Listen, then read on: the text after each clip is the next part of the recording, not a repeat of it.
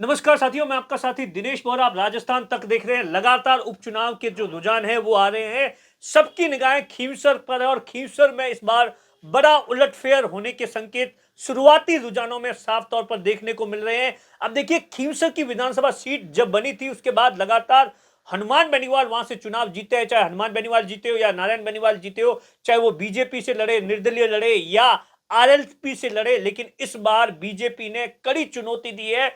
और इस बीच जो अभी तक की जो शुरुआती जो रुझान है, 8 राउंड पूरे हो चुके हैं। 8 राउंड के अंदर क्या कुछ स्थिति आप देखिए।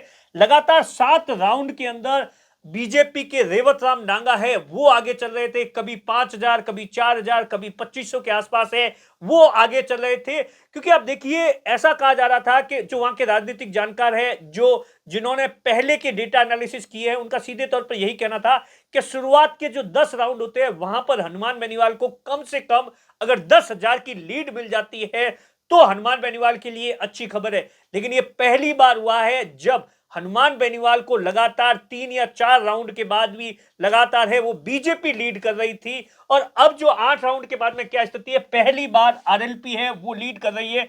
6,045 वोटों से लीड कर रही है। हनुमान बेनीवाल की पत्नी कनिका बेनीवाल है। 4,000, आप देखिए 43,631 वोट मिले हैं। बीजेपी के रेवत राम डांगा को 42,986 वोट मिले।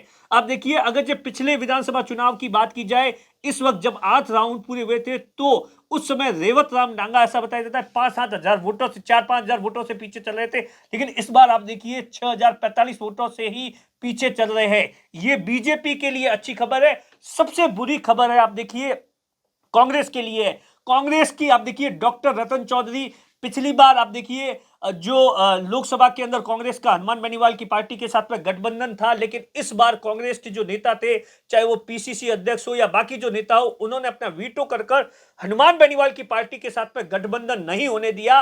और उसके बाद में कांग्रेस ने अपना प्रत्याशी उतारा। आप देखिए, कांग्रेस ने प्रत्याशी उतारा तो कांग्रेस का इतना बुरा हाल है, शायद कांग्रेस ने खुद नहीं सोचा होगा कि जमानत जब्त हो रही है। सिर्फ आप सोचिए कितनी काउंटिंग हो गई है, करीबन आप सोचिए 40 और 40 के आसपास, करीबन 90,000 की काउंटिंग के अंदर सिर्फ वोट मिले हैं।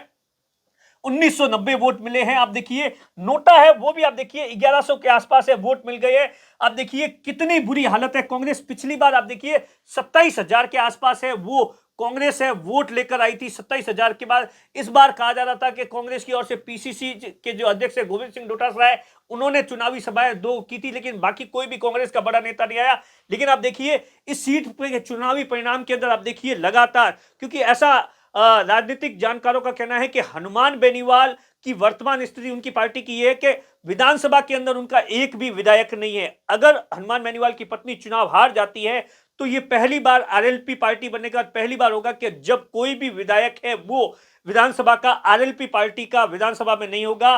और रेवत राम डांगा, जो कि लास्ट टाइम आप देखिए हनुमान बेनीवाल से महज 2,059 वोटों से हार गए थे, इस बार कहीं ना कहीं जिस तरीके से बीजेपी ने हनुमान बेनीवाल की घेराबंदी की है, लगातार बीजेपी है वो कोर्स करेक्शन करती नजर आई। बीजेपी ने छोटे छोटे ग्रुप्स को टारगेट किया, वहां पर विधायकों से लेकर मंत्रियों के लेकर तमाम तरीके से जो लोग थे उन्हें वहां पर कैंप करवाया। शायद उसी का नतीजा है कि आप देखिए 8 राउंड के बाद में भी जितनी लीड आरएलपी को मिलनी चाहिए थी उतनी नहीं मिल पा रही है और बीजेपी वहां पर अच्छा कर रही है। हालांकि जो तस्वीर है वो मोटे तौर पर ऐसा बताया जाता है कि 16 राउंड के बाद साफ होगी।